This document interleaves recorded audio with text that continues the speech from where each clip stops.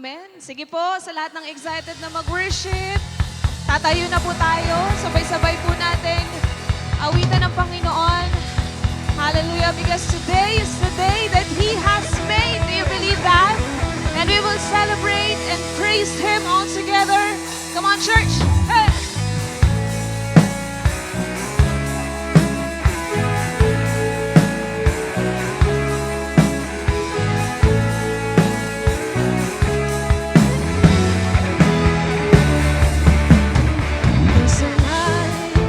Shines with hope and grace fills the sky. With your mercy each day we're alive. Let your glory pour out, Jesus. There's a joy that overwhelms our souls, 'cause we know our God is in control. Overflow. Let your favor pour out, Jesus.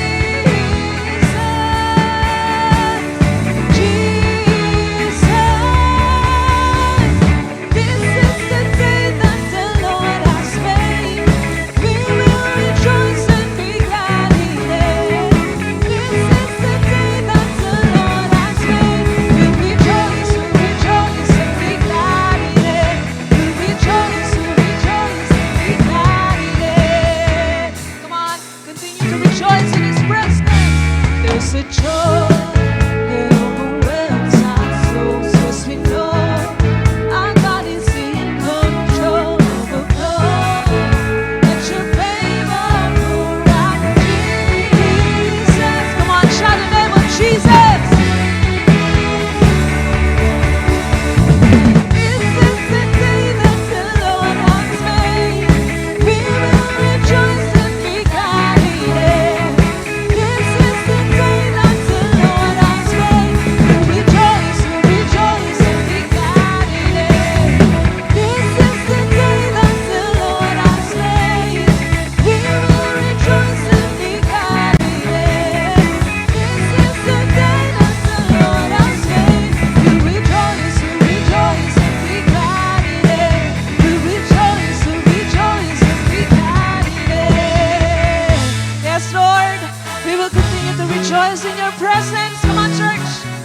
Come on, singing this song. It's like you're saying, God, I will leave behind. Ano may nangyari kahapon, Lord? May bago kang gagawin ngayon. We sing. Leave behind what happened yesterday. Yesterday, there's a new thing happening. Leave behind what happened yesterday. Yesterday, there's a good thing happening. Come on. Leave behind what happened yesterday. Yesterday, there's a new thing happening. Leave behind what happened yesterday. Yesterday,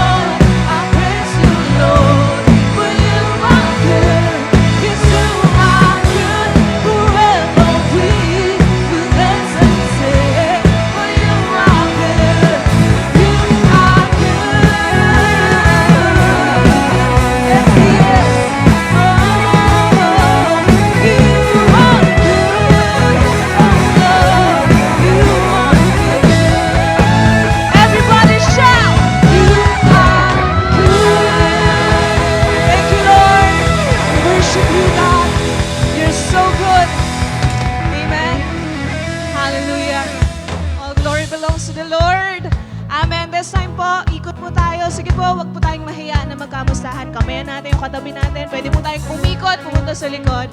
God bless everyone.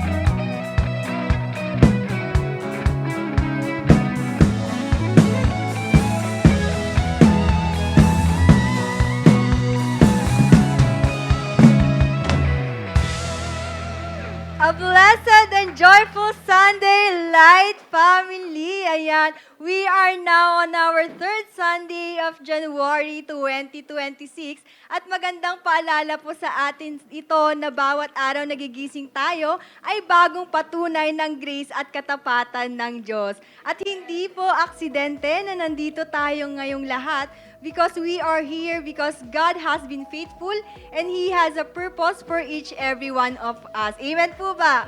Amen. Sige po, makakaupo na po tayong lahat. And Light Family, ngayong taon, we are declaring and believing for a double portion. Ibig sabihin po nito, hindi lang sapat kundi siksik, liglig at umaapaw na biyaya mula sa Panginoon. Double portion of faith, strength, joy, provision at breakthroughs. Hindi dahil karapat-dapat tayo, kundi dahil tapat ang Diyos sa kanyang mga pangako. And as we continue to trust Him fully this 2026, we believe that He will do exceedingly and abundantly more than we can ask or imagine. Amen po ba? Amen. At ngayon naman po isang espesyal na bahagi ng ating celebration. If this is your first time celebrating with us, pwede po ba namin kayo maimbitahan na tumayo? Ayan yung mga first timers po natin. Tayo po tayo. Ayan, welcome home po sa inyong lahat. Palakpakan po natin sila. We are so happy and blessed na makasama po namin kayo. And after this celebration po, may kakausap lamang po sa inyong sandali na sandali lang po. And we also prepare a simple gift po para sa inyo. And of course naman po, hindi rin natin kakalimutan ng ating mga returning visitors. That's why kung ikaw naman ay pangalawang beses mo na dito sa ating simbahan, pwede po bang pakitaas naman ang inyong kamay? Ayan, taas po natin yung kamay natin. Sige po, ay baka nahiya lang po sila. Ayan, palakpakan po natin sila.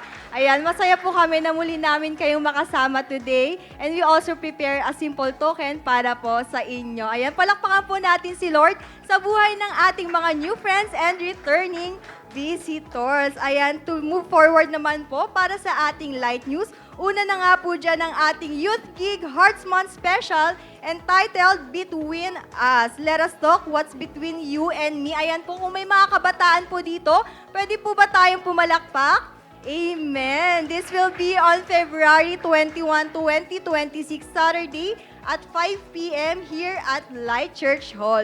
We will be joined by a guest couple speaker sharing honest conversations about faith, relationships, and life. Please note po that this event is open to all Light Youth members and leaders only. So save the date and don't miss this meaningful gathering. At syempre, para lagi tayong updated sa ating mga Sunday schedules, for on-site services, we have 8 a.m., 10:30 a.m., 3 p.m., 5:30 p.m., and 8 p.m. For Light Kids Church naman po, meron tayong 10:30 a.m. and 3 p.m. For online services, we have 8 a.m. and 10:30 a.m. via Facebook Live po yan. For replays, we have 5:30 p.m. and 8 p.m. via YouTube po. We encourage everyone to choose the service that best fits your schedule and to continue inviting your family and friends. And Light Family, para lagi po tayong updated sa announcements and upcoming activities po natin, don't forget to follow our social media accounts on Facebook and Instagram. And that's all for our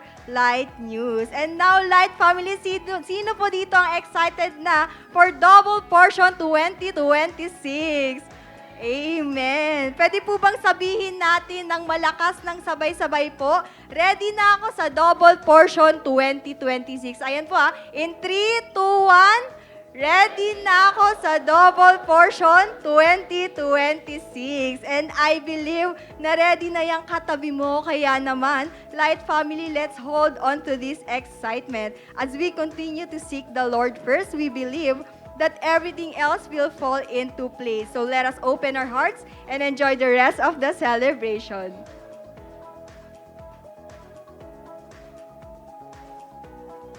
Happy Sunday po, Light Family. Kamusta po ang lahat? Pwede bang sabihin po natin sa ating katabi, Blessed Sunday, kapatid? Today po is another joyous Sunday na pinagkaloob sa atin ni Lord. Excited na po ba tayo? Kasi kung excited po tayo, syempre, ngingitian po natin ang ating mga katabi at sasabihin po natin, it's time for grateful giving.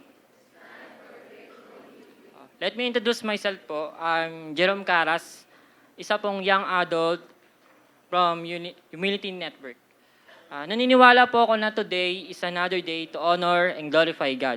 Tama po ba? Kaya let me ask you a question. Excited na po ba kayo? Today, I want to encourage each and every one of us to stir up our faith.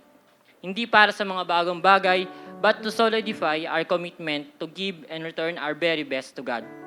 Kaya naman po, let me share with you a text po from Exodus 23, verse 19. Sabi po doon, bring the best of the first fruits of your soul to the house of the Lord your God. Dito sa verse po na ito, kakatapos lang i-deliver ni God ang mga Israelites out from Egypt. And it taught them to honor God by offering the first and best of their harvest, recognizing Him as the source of all provision. Ito rin po ay nag-uudyok sa atin to honor God not with what is okay lang, but with our best and our first, and acknowledging that everything na mayroon po tayo ngayon ay comes from Him. Giving is an act of worship kung saan dinedeclare natin ang trust natin kay God as a provider and to show our gratitude for His faithfulness sa atin. When we bring our first fruits to the Lord, we glorify Him by placing Him first sa ating mga buhay, expressing obedience, humility, and thanksgiving. Sa pamamagitan din ng pagiging generous at faithful giver, we participate in God's work and reflect a heart that honors Him above all. In honoring Him with our first fruits, we open our lives to a more intimate relationship with God, not only materially, but spiritually as our hearts grow closer to Him. Kaya naman po, my brothers and sisters, nagbibigay po tayo hindi dahil sobra-sobra ang meron tayo, dahil magaling tayo, o kundi dahil kinikilala natin si Lord na siya ang ating provider at sa Kanya nanggaling ang lahat ng meron tayo. We do this because we want to glorify God sa mga buhay natin. Nagbabalik tayo dahil siya ang Diyos ng buhay natin at siya ang ating provider. Ito ay testament ng ating pagtitiwala sa Kanya na tulad noon hanggang ngayon, patuloy pa rin siyang magpo-provide. Amin po ba? Kaya naman po, let me share my short testimony sa pagbibigay ko ng first fruit kay Lord. Noong 2024 po talaga, nalaman ko ang tungkol sa first fruit. Una, mahirap po sa akin isipin na ibigay ang unang kita ko sa bagong taon. At tines po ako ni Lord dito noong 2025. Unang pagbibigay ko po ito ng first fruit. Masakit, ngunit pinagkatiwala ko na po kay Lord lahat sa taong iyon. At hindi ako binigaw ni Lord. Sa taon na yon, hindi lang pala pera ang kaakibat ng blessing ni Lord. Kasi pati ang family ko ay bless niya. Una po, ang mga kapatid ko na hindi nawala sa recognition at awarding sa kanilang school. Glory to God po lahat. At sa akin naman po, as a graphic designer, sinubok po ako na umalis sa aking comfort zone. At yun ang gumawa ng website. At sa blessing po ni Lord, nagkaroon po ako ng client at gumawa ng full functional website. So, glory to God po lahat. At nagkaroon din po ako ng client sa New Zealand. At kahit po sa ministry ko po, sa media team, mas nag-grow pa po ako at naging creative dahil po sa grace ni Lord. Kaya naman, as a challenge po sa atin, mga kapatid, honor God with your first fruits. Let us honor and glorify God with our first and our best. Kasi deserve ito ng ating Diyos. Huwag nating i-withhold ang para sa Kanya. Kasi nakikita ni Lord ang puso natin sa pagbabalik. Ibigay din natin ang first fruit natin, not because prove something para sa mga sarili natin, but because we trust God sa buong taon ng 2026. Kaya lang po, aba pong nanda po natin ang ating tithes, offering, at pledges at first fruit, let me lead you into prayer po. Heavenly Father, thank you for your goodness sa aming mga buhay. At as we give back our tithes, offering, and first fruit, Lord, makita mo ito as a declaration of faith to you and our complete trust in you for this entire year. May this be proof of your goodness sa buhay namin. Lord, mag-glorify ka parati sa buhay pagbibigay namin. In Jesus' name, Amen. Mga kapatid, let's give our best to the Lord our God. May mga ushers po sa ating paligid kung saan pwede nating ibigay ang ating tithes, offering, and ang ating first fruit. To those who want to give online, you can send by a bank transfer or e-wallet po na naka-flash po sa ating screen. I believe, hindi pa po tapos si Lord. Patuloy po tayong mag-expect sa mga ma-experience natin ngayong araw. God bless us all po.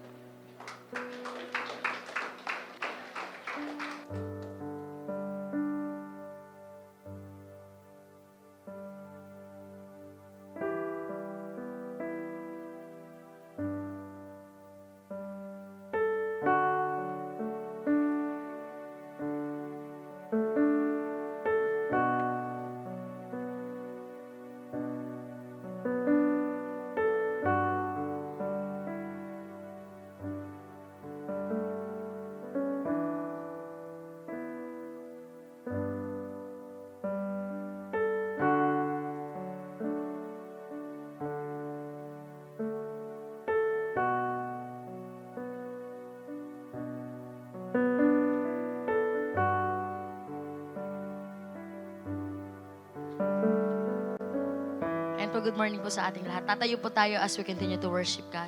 Sino po dito excited pa magpuri sa Panginoon? Amen po ba? Kaya naman I invite all of you to close your eyes and just acknowledge the presence of God in this place. Come on, acknowledge Him. The Lord, I need you, God. I need your presence. Lord, I just want to worship you, to glorify your name, and to adore you. Come on, sige. Just welcome the Holy Spirit to guide us, to lead us, to worship Him. Thank you, Jesus. Come on, lift up your faith to God. Because blessed are those who trust in the Lord. So have faith in Him. For our God is our good, good Father. He is perfect. Thank you, Jesus.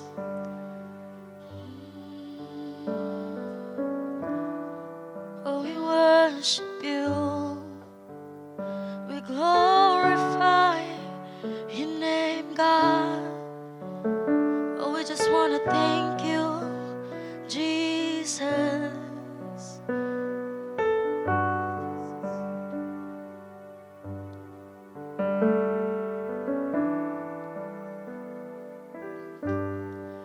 Blessed assurance, Jesus is mine. He's been my fourth man in the fire, time after time.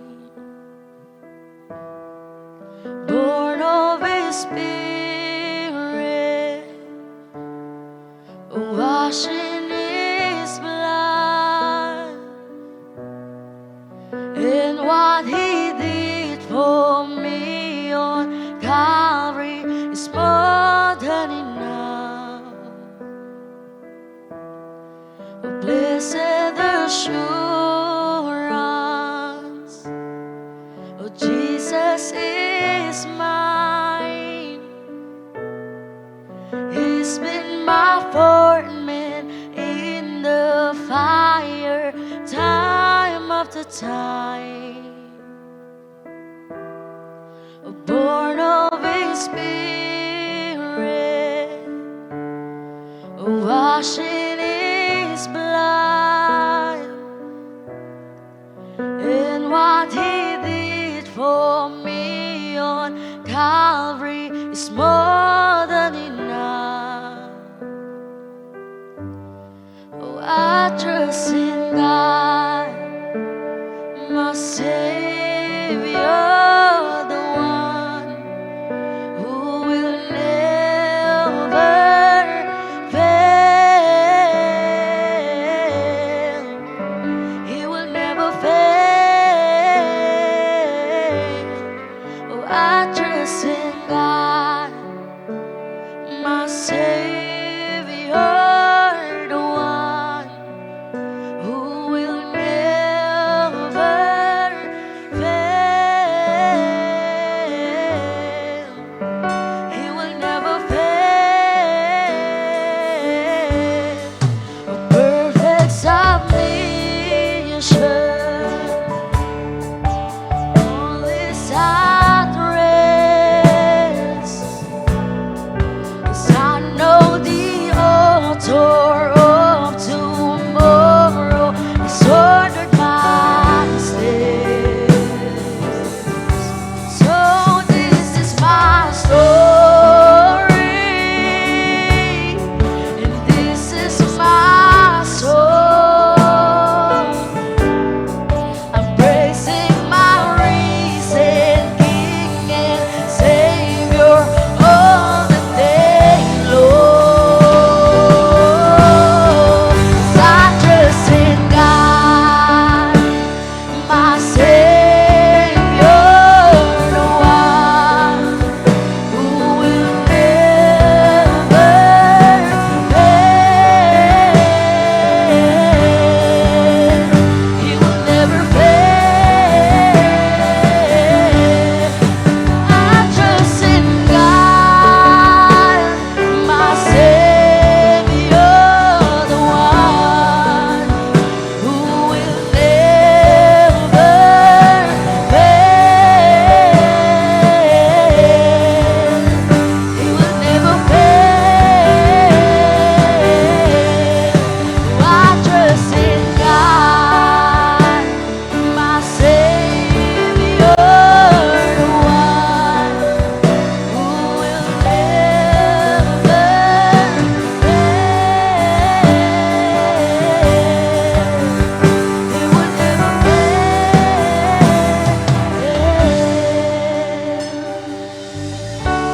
Yes, He didn't fail.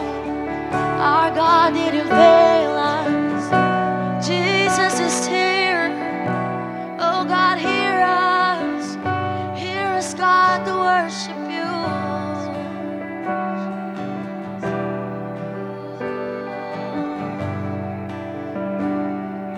I sought the Lord, and He heard, and He answered. And I sought the Lord, and He heard, and He answered. And I sought the Lord, and He heard, and He answered. That's why I trust you. That's why I trust you. I sought the Lord, and He heard, and He answered. And I sought the Lord, and He heard, and He answered. And I sought the Lord, and He heard, and He answered. That's why I trust Him. That's why I trust Him. I sought the Lord, and He heard, and He answered. And I sought the Lord,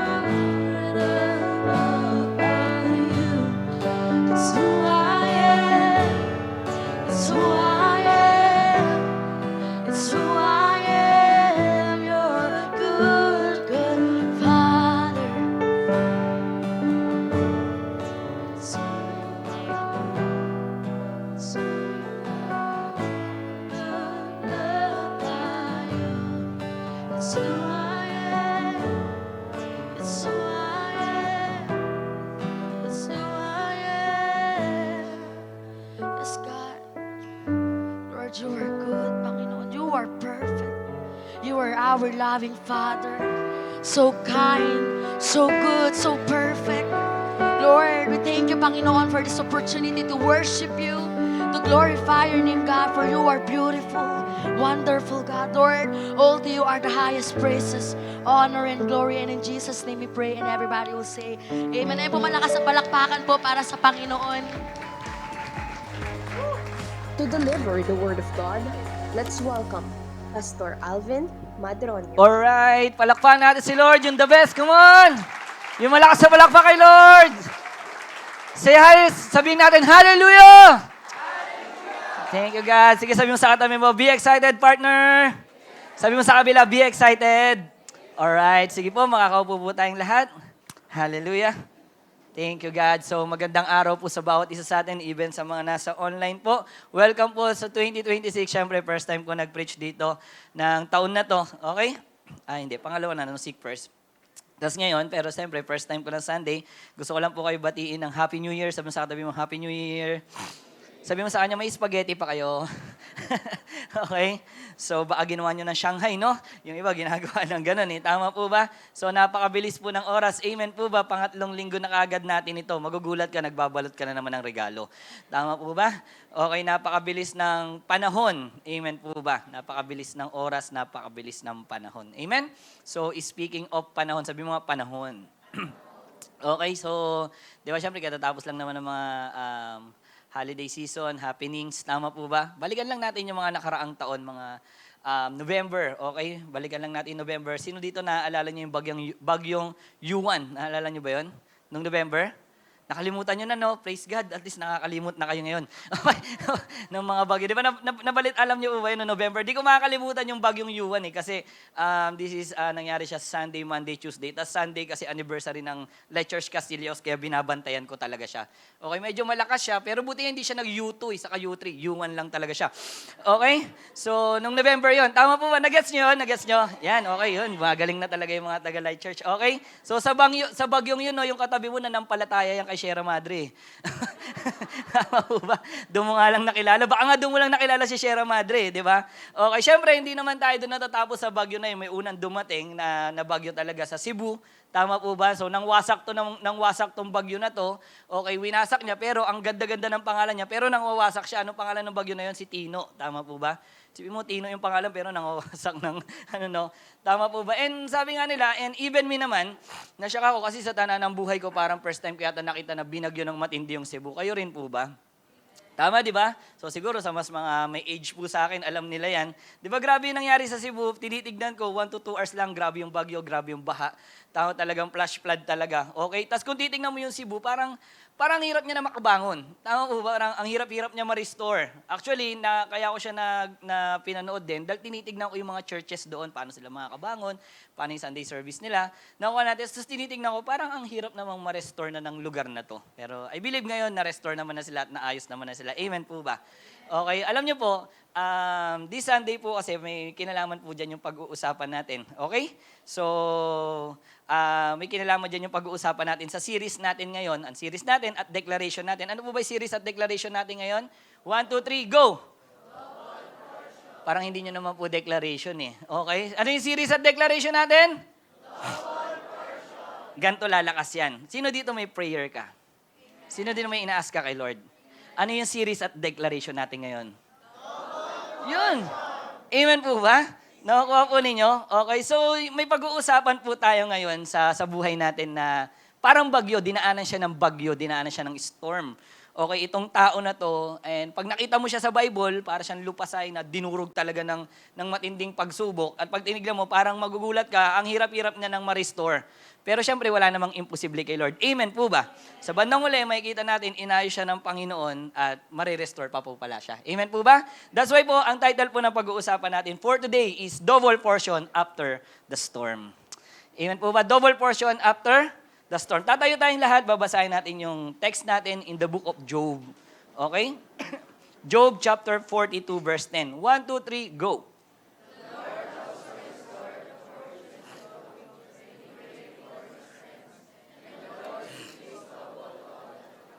Yan, basahin ko po sa Tagalog, sa MBB. Ang kabuhayan ni Job ay ibinalik ni Yahweh sa dati nang ipinanalangin niya ang tatlo niyang kaibigan at dinoble pa ni Yahweh ang kanyang kayamanan. Ang kayamanan ni Job. So, let's pray, let's pray.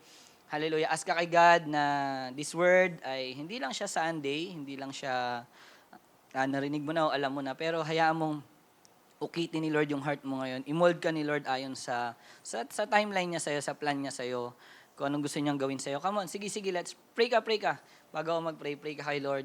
Hallelujah. Thank you, God. Thank you, God. Lord, thank you for your word. Ito na naman ay aming kakainin sabay-sabay na inihain mo bilang spiritual na pagkain namin. Salamat doon, Panginoon. But also, Lord, your word, Lord God, ay isang tabak, Lord God, na kung saan inuukit kami, minumold kami ayon sa nais mo, sa gusto mo na mangyari sa buhay namin bilang isang tatay, nanay, nagtatrabaho, kung paano ba kami mabubuhay bilang isang estudyante, bilang tao, paano kami mamumuhay, Lord God, ng banal sa kalooban mo. That's why, God, or mananampalataya sa panahon na may mga pagsubok sa buhay namin. Maging kalakasan namin ito, at patuloy, Lord God, na ito yung maging buhay namin sa lahat ng pagkakataon sa buhay namin, Panginoon. Salamat po, in Jesus' name we pray. Amen, amen. Sige po, makakaupo po tayo. Okay, sabi mo nga, Job. Okay, so si Job yung pinakamasipag na karakter sa Bible, tama po ba? Kasi nga, Job di ba? Amen? Amen, alright, okay. So si Job, sinasabi nila ay ipinanganak po nung patriarchal period. Ibig sabihin, panahon nila Abraham, Isaac, and Jacob. Ibig sabihin, ito yung mga panahon na ito yung timeline ni Job. Panahon nila Abraham, Isaac, and Jacob. Si Job po ay mayaman sa kawan. Land-based ang kayamanan niya. Okay, mayaman siya sa kawan, sa lupa. Okay, at isa sa nakakamiss kay Job, hindi lang siya mayaman siya sa pananampalataya sa Panginoon. Amen po ba? Okay, sabi nga sa Job chapter 1 verse 1 to 3, sabi, may isang lalaki nakatira sa lupain ng Uz. Okay, na nagngangalang Job. Siya ay isang mabuting tao, sumasamba sa Diyos at umiiwas sa masamang. Mayroon siyang 7 anak na lalaki at 3 anak na babae. Marami siyang tagapaglingkod at siya ang pinakamayaman sa buong silangan. Grabe, no? Okay, 7,000 ang kanyang tupa, 3,000 ang kamelyo, 1,000 ang baka at 500 ang asno. Okay? Pero isang araw, sa ganda ng buhay ni Job, napakayaman niya, ang taas ng faith niya kay Lord. Okay, isang araw, nagkaroon ng twist sa buhay ni Job. Sabi mo nga, twist. Okay, sabi dito sa verse 6 to 7, dumating yung araw, okay, na ang mga anak ng Diyos ay humarap kay Yahweh. Yung mga anak daw ni Lord, anak ng Diyos humarap kay Yahweh. At naroon po si Satanas. So tinanong ni Yahweh si Satanas, ano ang pinagkakabahalaan mo ngayon? Sabi ni Satanas, nagpapabalik-balik, sabi niya, ako sa lahat ng sulok ng daigdig, sagot ni Satanas. Pero bago tayo magtuloy, cut ko lang, alam niyo po ba yung word na anak ng Diyos? Sabi mo nga, anak ng Diyos. Kasi baka masyak tayo doon, di ba? Ang Hebrew po niyan is Beneha Elohim. Beneha Elohim. Okay, yan po ay hindi mga tao, kundi mga nilalang na makalangit. Yung sinabi doon, humarap yung mga anak ng Diyos sa kanya. Yan po mga yan, yung sinasabing anak ng Diyos dyan, ay mga anghel or heavenly beings, or kung tinatawag nila ay heavenly councils na humaharap sa Diyos. Nagets po ninyo? Okay, baka magulat kayo, may tao na doon okay? So, at sa tagpong ito, nung pagharap ni Satanas kay Lord, mararamdaman mo pinagmamalaki ni Lord si Job kay Satan. Sarap nun, no? Pinagmamalaki ni Lord si Job kay Satan. Sabi niya sa verse 8, napansin mo ba ang lingkod kong si Job? Sabi niya, tanong ni Yahweh, wala siyang katulad sa daigdig. Sabi ni Lord, ganda, no? Mabuti siyang tao, sumasamba siya sa akin at umiiwas sa masamang gawain, dugtong pa ni Yahweh. Napakasarap po ba nun? Tama po ba? Si Lord mismo nagmamalaki sa'yo, tama po ba? Sa pinakamasamang nilalang na nabuhay sa mundo. Amen po ba? Ngayon, nung narinig ni Satanas to, dito pumasok sa kaisipan ni Satanas na, edi, subukin ko nga to, tignan nga natin. Ayan na, tuloy natin yung kwento. Verse 9 to 12. Sumagot si Satanas, sasambahin pa kaya kayo ni Job kung wala na siyang nakukuha mula sa inyo? Hindi, wala. Walang ganun, okay? So, sabi niya pa, ini-spoiled mo eh. Hindi, inaalagaan niyo siya. Okay? Ninyo. Nakita niyo yung word? Ninyo. Hindi isa. Nakita niyo? Inaalagaan? Nakita niyo? Amen. Hindi naman yung topic natin. Kinukulitan ko lang isip ninyo. Amen po ba? Grabe, no? Trinity po ba? Amen. Alright. So, ang kanyang pamilya at lahat ng ari-arian niya. So, pinagpala ninyo. Ayan na naman. Okay? Ang lahat ng kanyang gawin. At halos punuin ninyo. Ayan na naman. Ng kanyang kayamanan ang buong lupain. Subukin ninyong alisin ang lahat-lahat sa buhay niya. Okay? At harap-harapan ninyo at harap-harapan niya kayong susumpain. Sabi niya ganon. Sinabi ni Yahweh kay Satanas, Kung gayon, gawin mo ang lahat ng gusto mong gawin sa Kanya. Huwag mo lang siyang sasaktan at umalis si Satanas sa harapan ni Yahweh. Okay? So, dito na sinimulan ni Satan na subukin ang pananampalataya ni Job. Pero tingin muna po kayo sa akin ha. Pero, sabi mo nga, hindi porkit inalaw ni Lord si Satan, ay pinabayaan na ni Lord si Job. Nakuha po ninyo? Hindi po ganun yun ha. Kundi nakita na ni Lord, kasi in the future, si Job ay hindi naman mawawala sa kanya. Amen po ba? Okay? At yung gagawin ni Satan ay sa ikatataas ng pangalan ng Panginoon. Hindi alam ni Satan yon na yung gagawin niya sa ikago-glorify ng pangalan ng Panginoon. Pero si Lord alam niya, sige, subukin mo. Sa dulo naman niya, ikatataas pa rin ang pangalan ko eh. Nakuha po ninyo? Okay? At sinimulan na nga ni Satan ang gagawin niya kay Job. Okay? At dito na nagkaroon ng mga bagyo o storm sa buhay ni Job. Sinubukan niya na to. That's why po, ang pag-uusapan natin ngayon, sige palagay ako, what are the storms in Job's life before he received the double portion of blessing? Ano ba yung mga bagyo ng buhay ni Job? Okay, ilang bagyo ba yan? Anong signal? Tama po ba? Signal number 1, typhoon category ba yan? O super typhoon? Nakuha po ninyo yung bago niya na-receive yung double portion ng buhay niya. Are you excited? Okay, so number 1 na bagyo ng buhay ni Job. Ni Job, okay? Pagsama ko si Lord at si Job, Okay? Job lang. Okay, number 1 is the storm of losing. Yan ang unang-unang bagyo niya, the storm of losing. Okay, first testing ng buhay ni Job ay ang mawalan siya. Okay, nawalan siya. Ano yung mga nawala kay Job? Unang-una, the loss of property. Okay, sabi dito sa verse 13 to 17, isa-isahin natin, basahin natin. Isang araw, okay, nagkakainan at nagiinuman ng mga anak ni Job sa bahay ng kanilang panganay na kapatid na lalaki. Walang ano-ano'y dumating kay Job ang isa niyang tauhan. Sinabi nito, kasalukuyan po kaming pinag-aararo ng mga baka at nanginginain naman ng mga asno nang may dumating na mga sabeyo. Okay, kinuha po nila ang mga baka at asno at pinatay po ang aking mga kasama. Ako lamang po ang nakatakas at nagbalita sa inyo. Hindi pa ito nakakatapos sa pagsasalita, hinihingal pa siya. Pag biglang may nagbalita na naman, dumating na naman ang isa. Sinabi naman ito kay Job, tinamaan po ng kidlat ang mga tupa. Grabe, at mga pastol at namatay. Lahat, ako lamang po ang nakaligtas upang magbalita sa inyo. Okay? Hindi pa halos tapos. Magsalita ang may isa na naman dumating. At ang sabi nito, sinalakay po kami ng 3 pangkat ng kaldeyo. Kinuha nila ang lahat ng kamelyo at niluto. Kasi kaldeyo di ba? Tapos niluto nila. Nakuha nyo? Kasi yun, okay? So, kamelyo at pinatay ang aking mga kasama. Ako lang ang nakatakas upang mapabalita sa inyo. Nagets niyo yung story? Amen po ba?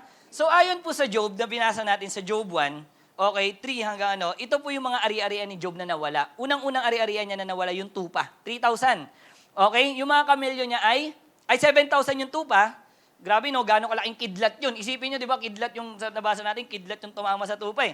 Kamelyo niya ay 3,000, baka or mga oxen, okay, ay 500 na pares. Di ba? Pares, baka. Okay. Hindi, pares ibig sabihin, 1,000 yung baka. Nakuha nyo? Kayo, nagugutom na kayo, wala pang lunch ha. Okay?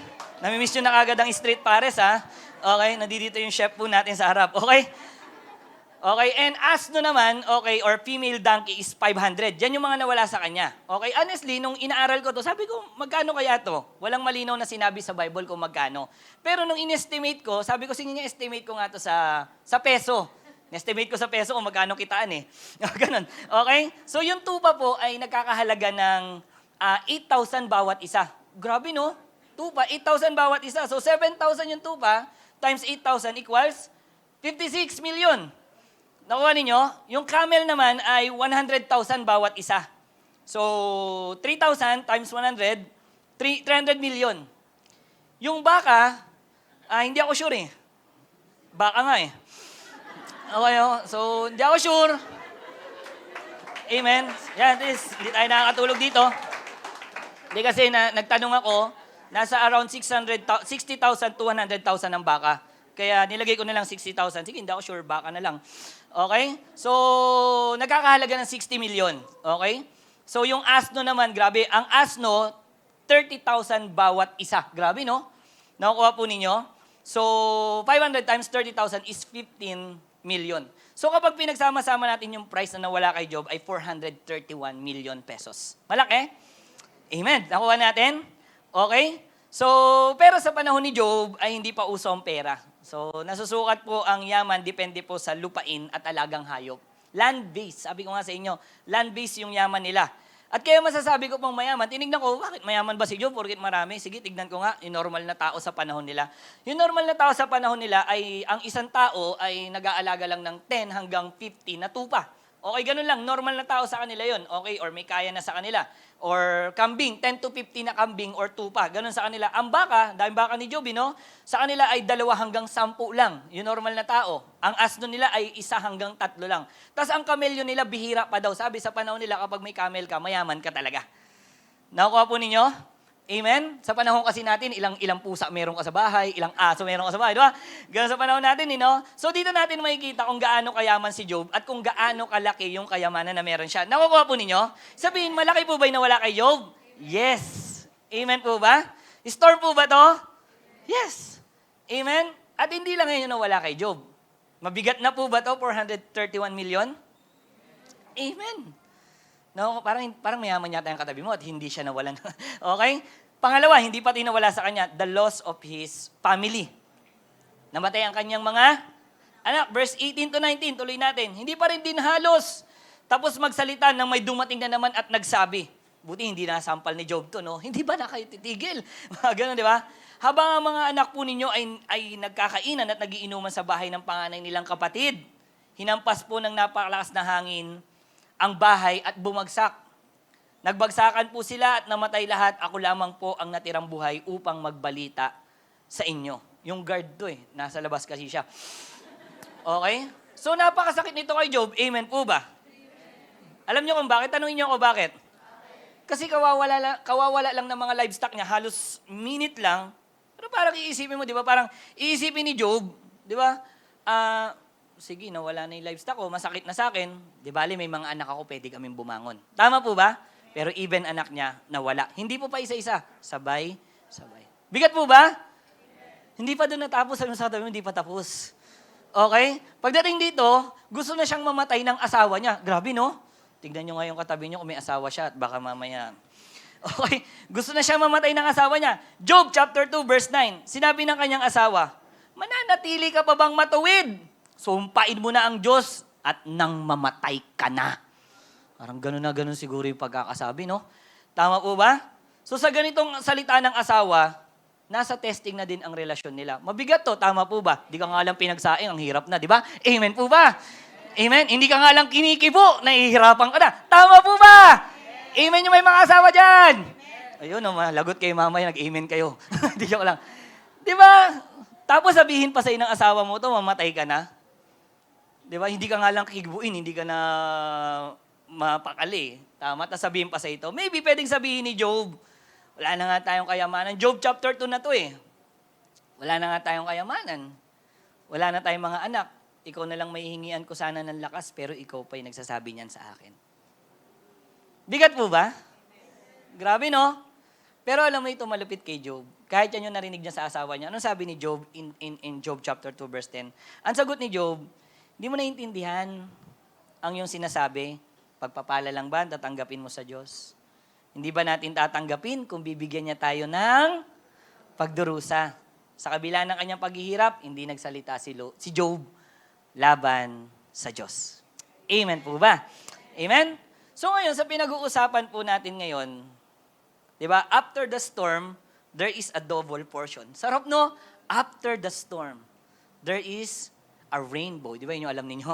Okay? There is a double portion. Di ba? Parang napakasarap ng ganito pag nalalaman mo kung may pinagdadaanan ka. Wow, okay lang. Kasi after the storm yan, may double portion naman. Amen po ba? But the question is, paano kung ikaw yung dadaan sa storm ng buhay ni Job? Ikaw na lang bagyuhin. Tama po ba? Paano kung yun yung pagdadaanan mo? Tatanungin mo pa ba, kung ako, walang restoration yung buhay na ganyan. At kung tayo ang dadaan sa pinagdaanan ni Job, baka mag-doubt tayo na, kahit may double portion yan, wag na lang. Amen po ba? Di ba masasabi natin yun? Tama po ba? Amen. Kahit sabi mo pang, after the storm, there is a double portion. Wag lang yung kay Job, exempted yun. Hirap yun Okay? Alam niyo po ito lang, inaral ko po ito. Ano ba ang madalas na storm ng buhay ng tao na halos hindi na nila makita ang restoration? Kapag dumadaan ng tao dito, sabi nila, kapag dumaan daw yung tao dito, hindi nila makita yung restoration na pwedeng pinagdaanan mo to at napagtagumpayan mo na at pwedeng kung dumaan ka dito, pwede mong masabi to. Okay, ano daw ba yung mga yon? Unang-una, matinding pagkawala o loss. Pagkamatay ng asawa, anak, o mahal sa buhay. Hirap bumangon. Ako, nung namatay nanay ko, hirap na hirap akong bumangon eh. Okay? Loss ng pangarap. Pag na-loss daw yung pangarap nila, hirap na hirap silang bumangon. Ministry or calling. Sabi, karamihan daw, 70% daw nagsasabi na nung dinanas nila yung pagkawala ng lahat ng to, nahirapan na silang makabangon muli sa buhay. Nakuha po ninyo? Amen po ba? Sabi nila, hindi lang daw ito. Yung mga repeated failure or paulit-ulit na kabiguan of failure. Okay, sunod-sunod na failure, pwedeng failure sa business, sa career, o sa relationship. Okay, feeling nila, lagi na lang silang talo. Kapag sinusubukan nila, talo na naman. Kaya minsan, ayaw na nila mag-try. Ayaw na nila subukan muli. Nai-stuck na lang sila. Bakit? Feeling nila, magiging talo na naman. Mauulit na naman. Masasaktan na naman. Nakuha po ninyo? Relationship. Okay? Kasama dito yung financial. Alam niyo po sa financial, hindi lang sila nalugi. Nagkamda, baon-baon pa sila sa utang. Kaya karamihan ng tao, 60% ng tao ang nagsasabing, hirap bumangon kapag ganito ang sitwasyon mo. Nakuha po ninyo? Amen? At pangatlo, yung guilt or matinding kasalanan. Kapag nagawa ang tao na matinding kasalanan, may moral failure siya. Moral failures, kasalanang may matinding consequence. Okay? At dahil sa dinadanas nila to, ito na lang ang nasasabi nila, because of sin. Ito na lang sinasabi nila, hindi na ako kaya patawarin ng Diyos. Kaya mag-church, lumalayo. Okay, bakit? Iniisip nila, wala, paulit-ulit lang din naman ako, hindi na ako kayang patawarin ng Panginoon. Are you okay? Okay, sasabi na 55%, mga taong nakaranas na nagsasabi, mahirap na makabangon at maayos muli. Di na. Nakuha po ninyo? At ang pinakamasakit, yung trauma and abuse. Yung mga dumaan ng trauma at dumaan ng abuse. Mga physical, mga emotional, and sexual abuse. Yan, sila yan.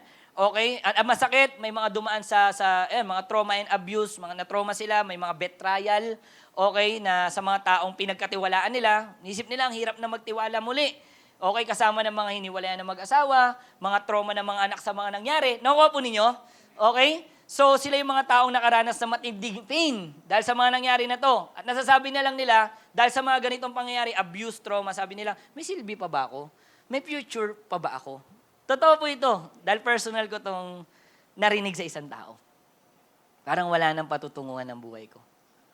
Di niya yata ako marirestore because dahil sa nangyari sa buhay ko na to. Nandiyan po ba kayo? Amen po ba? 50% ang nagsasabing mahirap makabangon sa ganitong klase ng sitwasyon. But the question is, tingin po kayo sa akin, bakit parang pakiramdam nila ay wala ng restoration? Kapag dumana sila dito, sabi na wala ng restoration, dito na lang kami. Bakit sinasabi nila yon? Alam niyo kung bakit? Tanungin niyo ako bakit? Dahil po kapag naranasan nila yon, yung pain, yung hurts, yung trauma, hindi naman kagad naaalis. For example, nagkasakitan kami, malalaking nagawa ko, nagsorry ako sa kanya, pinatawad niya ako. Pero meron yun sa kanya, may dala-dala siya.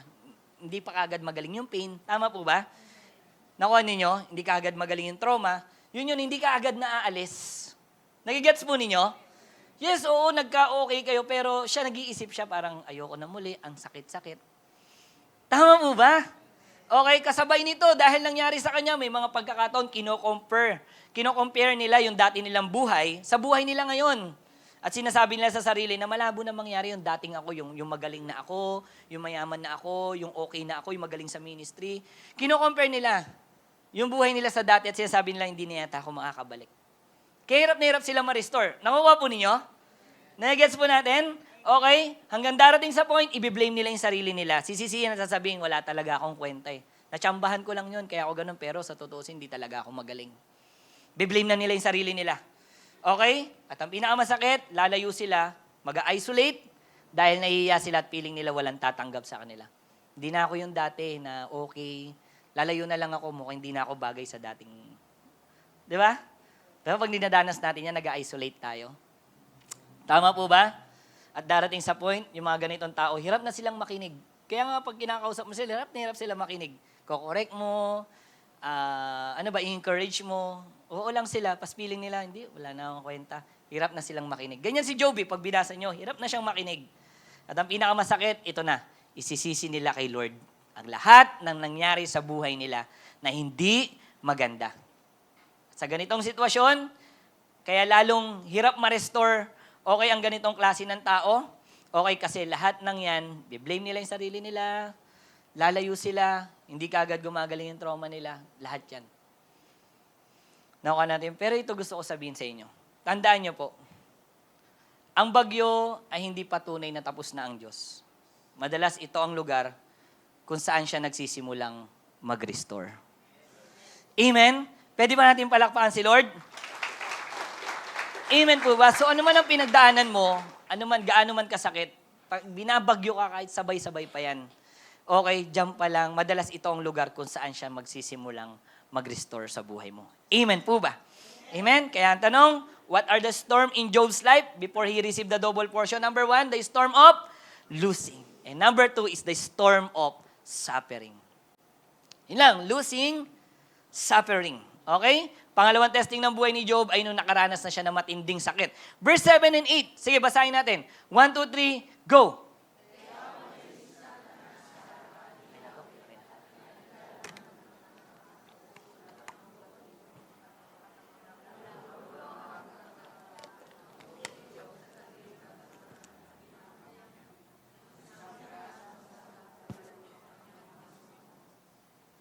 Ayun,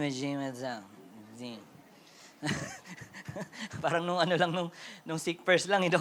Kaya umalis si Satanas sa harapan ni Yahweh at tinadtad ng nagnanaknak na sugat ang buo nitong katawan mula ulo hanggang talampakan. Grabe, no? Okay? Naupo si Job sa tabi ng basurahan at kinamot niya na isang pirasong basag na palayok ang kanyang mga sugat. Okay? Actually, kung titignan natin, kinaya pa ni Job mag-stand eh. Kinaya niya pa mag-stand nung nawalan siya ng mga anak at nawalan siya ng mga livestock. Tama ba? Kinaya niya pa, di ba? Ang ganda pa nung sagot niya, di ba? Ang ganda-ganda pa nung sagot niya sa asawa niya. Kaya niya pa. Okay, pero nung nagkaroon siya ng ketong, doon na na-test talaga si Job. Nung nag-start na nagkaroon siya ng sugat, doon na siya na-test. Okay, ano yung mga na-test kay Job? Ito, nung dumaan na ang suffering sa buhay niya. Unang-una, Job was tested in faith. Na-test na yung faith niya. Talo na tayo, Job 7 na tayo. Okay, tatapusin natin itong buong book na to. Okay, kaya mga hanggang alas 3 tayo ng hapon dito. Okay, Job was tested in faith. Okay, verse 12 to 7. Bakit ako'y inyong binabantayan? Ang kausap niya dito si Lord sinasabi niya kay Lord, dumadaing siya kay Lord. Bakit ako'y iyong binabantayan? Ako ba'y dambuhalang mula sa karagatan? Ako ay nahihiga upang ako'y magpahinga. Upang kahit sandali sa sakit ko ay mapawi. Ngunit, maging sa pagtulog ako'y tinatakot. Masamang panaginip, pangitain, at mga bangungot. Kaya sabi niyo, nais ko pang ako'y magbigti. Grabe, no? Kaysa sa mabuhay sa katawang pighati. Ako'y hirap na ayaw ng mabuhay. Iwan mo na ako. Buhay ko'y wala na ring saysay. Kanina, ang ganda pa nung sinabi nung asawa niya, mamatay ka na. Di ba sabi ng asawa niya? Pero ang ganda pa nung sinabi ni Job, di ba? Ang ganda pa nung sinabi ni Job, sumpain mo na yung Diyos mo, sabi ng asawa niya. Ang ganda pa nung sinabi niya sa verse 10. Ano sagot? Ulitin natin. Hindi mo naiintindihan ng iyong sinasabi? Pagpapala lang ba ang tatanggapin mo sa Diyos? Okay, hindi ba natin tatanggapin kung bigyan niya tayo ng pagdurusa? Ang ganda pa nung word niya kanina sa asawa niya. Tama po ba? Okay, pero siguro habang tumatagal, okay, kasi Job 7 na to eh. Habang tumatagal ang nararanasan niya, doon unti-unti natetest yung faith ni Job. Unti-unti nagsising in na sa kanya. Ha? Mahirap na ako?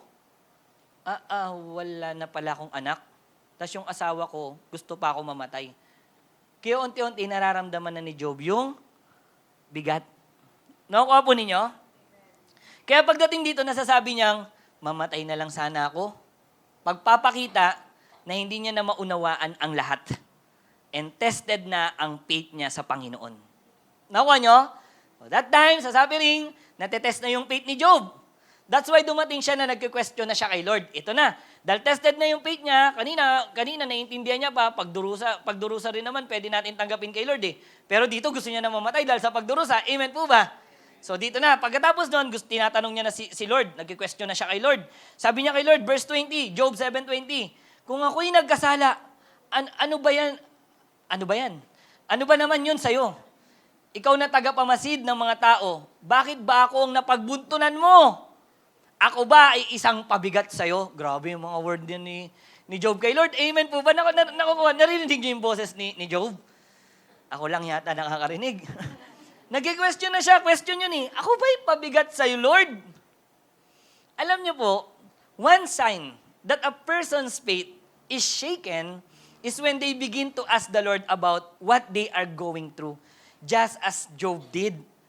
Isa sa sign na shaken na ang faith ng isang tao kapag tinatanong niya na si Lord sa pinagdadaanan niya. Nandiyan po ba kayo? Okay? Tinatanong niya na. So yan yung unang na-test kay Job. Dahil sa suffering, nung nagkasugat na siya, unang na-test sa kanya yung kanyang pananampalataya. Pangalawang na-test kay Job, character. Sabihin nyo nga, character. Talon tayo, Job 9 na tayo. Praise God, umabot na ng Job 9 yung katabi mo. Okay? Job 9, chapter 9, verse 17 to 18. Malakas na bagyo at mga sugat ang sa aking ibinigay. Kausap niya si Lord dito ha. Kahit wala namang siyang sapat na dahilan, kita mo, sasabi niya, di ba? Ang hininga ko ay halos kanya ng lagutin. Puro kapaitan ang idinulot niya sa akin. Sipin mo sabihin sa inang katabi mo yan, baka sinampal mo yung katabi mo, no? Puro kapaitan ang dinulot. Pero kung lasinggero yung katabi mo, puro papaitan ang dinulot. Ito ang tuwa yung katabi mo, no? Mga ganun, di ba? Puro papaitan yung nasa isip niya, okay? So kung sa paumpisang verse, halos, tama daw, sabi ka na, okay. So kung sa paumpisang verse, halos nauunawaan pa ni Job ang mga nangyayari sa kanya, at maayos pa na tinatanggap niya yung suliranin. Naiintindihan niya pa, Job chapter 2 verse 10, tama po ba? Pero dito makikita natin, hindi na makontrol ni Job yung kanyang pananalita. Sinisisi na ni Job si Lord. Okay? Sa kanyang dinadanas. At masasakit na pananalita na ang kanyang binibitawan. Nakukuha po ninyo? Puro kapaitan ang dulot niya sa akin. Masakit yun, hindi? Grabe, no? Ganun na yung sinasabi niya kay Lord. Alam mo, di ba, sabi nga ng mundo, sabi nga nila, madalas masusukat at makikilala mo ang tao kung paano siya magsalita. Tama po ba? At pinapakita ni Job dito na pananalita, so lumalabas na hindi na maganda yung character niya. Tama po ba? Test na yung character niya. Kanina okay pa yung Job chapter 2 eh. Pero pagdating dito sa 9, naku po, medyo sumisegue na yung character ni Job. Okay? Natetest na yung character niya. At hindi pa po dyan tapos. Sabi mo sa katabi mo, hindi pa dyan tapos. O, ito na. Talo na tayo. Job chapter 30. Okay, naka-30 na yung katabi mo ah. Okay, idinaing ni Job ang kanyang kalagayan. Pero habang sinasabi to ni Job, parang hindi na maganda yung tabas ng dila niya. Di ba may mga ganon? Hindi na maganda yung tabas ng dila niya. Tingnan nyo, Job 30, 18 to 19. Hinablot ng Diyos ang aking kasuotan. Original eh. Okay? Okay ba? At sabi niya dito, at ako'y kaawa-awang kanyang kwinelyuan. Kwinelyuan. Okay? Pagkatapos noon, ako'y kanyang inihagis, lumubog sa putik, parang isang yagit. Grabe no? Grabe na yung word niya kay Lord. Parang hindi na maganda yung tabas ng dila niya. Hindi pa po dyan natatapos. Sabi mo, sa katabi mo, hindi pa dyan. Okay? Ito pa. So may daing si Job na sinasabi niyang, nung okay ako, nung mayaman ako, tumutulong naman ako eh. Okay? Pero bakit niya dinadanas ang ganitong sitwasyon? Talon tayo, 25 to 26. Di ba ako'y dumamay sa mga nangangailangan at nagmamalasakit din sa mahirap ang kabuhayan? Tuwa at liwanag ang aking inaasahan, subalit ang dumating ay hirap at kadiliman. Parang sa bayang pagbigkas lang ah. Okay? Nakuha po ninyo? So, honestly church, wala namang problema sa pagsasabi ng nararamdaman. Tama po ba? Di ba may sakit ako? Di ba wala namang masama? Di ba? Kesa naman di mo sasabihin yun. Amen po ba? Sasabihin mo yung nararamdaman mo, walang problema doon. Okay? Ang problema ay yung tone of voice ni Job. Pag nagbabasa kayo ng Bible, titingnan nyo yung tone of voice. Parang nagmamalaki siya kay Lord. Di ba? Parang nung okay ako, Lord, nagmamalasakit ako sa mga mahihirap, tapos ito dinadanas ko ngayon. Nakuha po ninyo? Tandaan natin na minsan makikilala mo ang karakter ng tao. Hindi sa kung anong itsura niya. Tingnan mo yung katabi mo. May kilala mo yan, hindi sa kung anong itsura niya. O suot niya. Okay, pero depende kung paano siya magsalita. Tama po ba? Malalaman mo, o, di ba? Alam mo na kagad yun, di ba? Ilocano yan. Mali! Lain na Ilocano pa rin sinabi mo, no? Nakuha mo? Sabi nga nila, a person's character is not measured, okay, by the clothes they wear, but the words they speak. Clothing may impress the eyes. Tama po, uy, ganda ng suot, oh. But the words reveals the heart. What you wear may attract attention. Tama, uy, grabe, uy, uso yan ngayon, ah. Tama? But how you speak reveals who you truly are. Nakuha po ninyo? Amen po ba? Nandiyan po ba kayo? Amen? Alam niyo po, kapag dumaan talaga ang isang tao, lahat tayo, kapag dumaan talaga tayo sa storms ng buhay natin, diyan talaga matetest ang faith at character natin. Tandaan niyo po yan, ha? Kapag dumaan tayo sa storms ng buhay natin, diyan matetest ang faith at character ng bawat isa sa atin. Kasi bakit? Kasi pwedeng pinupuri mo si Lord at goods na goods kayo ni Lord kapag okay yan lahat sa'yo. You are perfect in all of your ways. Eh kung ikaw nasa kalagayan ni Job, makakanta mo yan? You're a good, good father. Kung ikaw yung dumadaan sa buhay ni Job, makakanta mo yan? Di ba? Doon matetest. Sabi dito, testing. Shaken. Okay? Pwedeng okay ang character natin at ang relasyon natin kay Lord kapag okay ang lahat. Pwedeng okay yung prayer life mo, yung worship mo, at grabe ka mag-thank you kay Lord kapag bless sa'yo ang lahat. Kapag bless ka. Sabihin talagang bine-bless ka. Okay, but the question is, paano kung tayo ang dumadaan sa kagaya ni Job? Okay pa kaya ang faith natin? Okay pa kaya ang character natin? Tandaan niyo po ito, sometimes, the testing of our faith and character happens when suffering enter in our lives. Diyan talaga matetest. Okay? May mga nagsasabi pa nga na doon mo daw makikilala ang isang tao kapag dumadaan siya sa matinding pagsubok ng buhay. Tama po ba? Doon mo makikilala ang isang tao kapag dumaan na siya sa mga pagsubok ng buhay. Amen? Tapos ang problema, sabi mo sa katabi mo, may problema. Alam niyo ng problema? Okay, ang problema ng tao, may pangit na sitwasyon sa buhay niya. Suffering, sabi mo sufferings, kaya hirap na hirap siyang ma-restore. Ang tao kaya hirap na hirap siyang ma-restore kasi may pangit na sitwasyon sa buhay niya, dinadagdagan niya pa. Alam niyo bakit niya dinadagdagan? Tanungin niyo ako bakit. Secret? Hindi, joke lang. Okay? Kasi ganito siya. Kaya dinadagdagan pa nung tao yung pinagdadaanan niya. Ganito, may sufferings, tapos dinadagdagan niya pa. Kasi iniisip niya, wala na din naman mangyayari sa buhay ko. Nakuha nyo? Okay, may mga tao, maganda buhay nila. Maganda buhay nila. Okay, okay na okay ang lahat. Biglang dumating sa matinding pagsubok. Ang pinili na lang ay sirain ang buhay. At sisihin si Lord. At sinasabi, kung buhay ang Diyos, bakit ko nararanasan ito? Nakuha ninyo? Kaya minsan, ang tao, hirap siyang ma-restore kasi pangit na nga, pangit pa rin yung pinagawa o yung ginawa. Tama po ba? Minsan ba naranasan natin yan? Kasi minsan nagrebelde tayo, di ba? Kahit hindi kay Lord, kahit sa magulang natin, tama po ba? Napagalitan ka kasi nagloko ka, ginawa mo, napagalitan ka, nagrebelde ka palalo. Kaya lalong nahirapan tayo ma-restore. Yan ang buhay ng isang tao, kaya nahirapan siya ma-restore. Amen po ba? Tandaan natin ito. Tingin po kayo sa akin. Tingin kayo, church. Pakinggan nyo to. Mahalaga po ito. Tandaan natin, may dalawang dahilan bakit tayo dumadaan sa sufferings. Dalawa. Sabi mo dalawa. Pakinggan nyo ha. Pakinggan nyo po. It's either inalaw ng Diyos o inalaw mo. May dalawang dahilan bakit ka dumadaan sa sufferings. It's either inalaw ng Diyos o inalaw mo. Yung kay Job, inalaw ng Diyos yun. Pero kaya inalaw ni Lord para sa ikaw-glorify ng pangalan ng Panginoon. Ulitin ko, nakita na ni Lord, babalik si Job. Actually, ngayon, pinag-uusapan natin ang buhay ni Job. Amen po ba? At nagiging kalakasan natin. Amen. Nakita ni Lord yun. Someday, itetest pa lang ni Satan, nakita niya pag-uusapan ng Light Church to. Amen? Magiging kalakasan yan. Okay? Pero yung mga sufferings mo na pinagdaanan mo, na ikaw ang nag-alaw, kaya ka nandiyan dyan kasi inalaw mo yan. Dalawa yan, pwedeng inalaw ni Lord o inalaw mo. Check mo.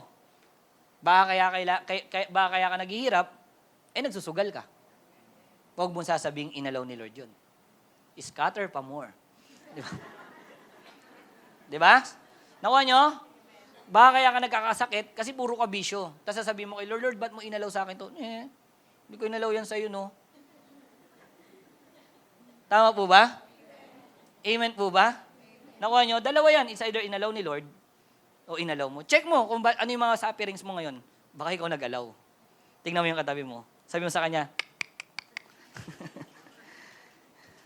Amen po ba? Pero ito the best. Sabi sa katabi mo, may the best. Alam nyo po, ito po, tingin uli kay sa akin.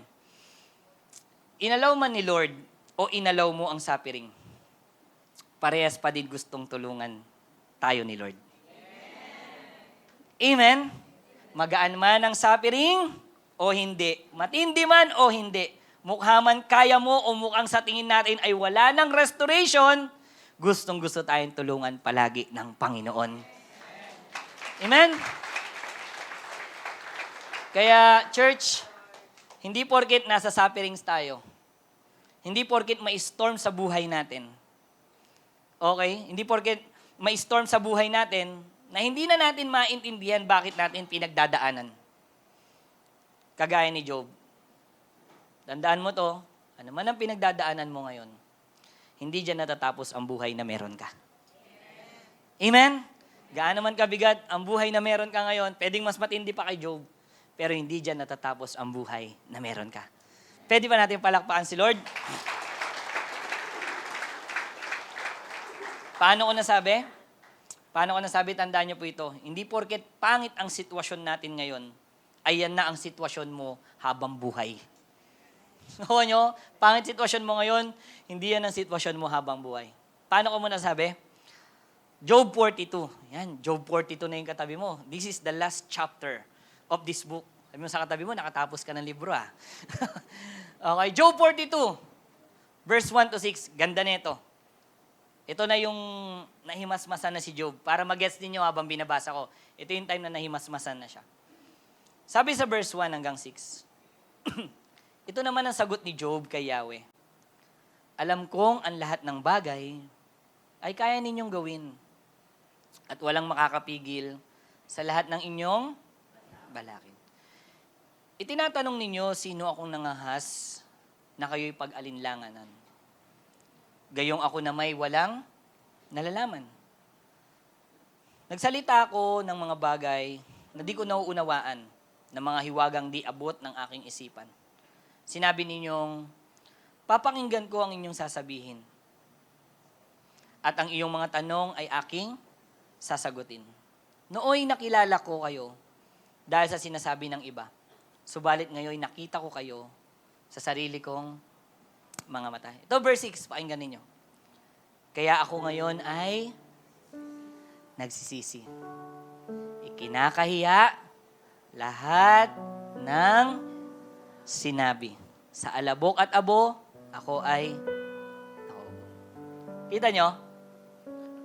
Dito kinilala ni Job ang kanyang kamangmangan sa harap ng Diyos. Yung mga matabil niya na pananalita, yung pagki-question niya kay Lord. Nakuha ninyo?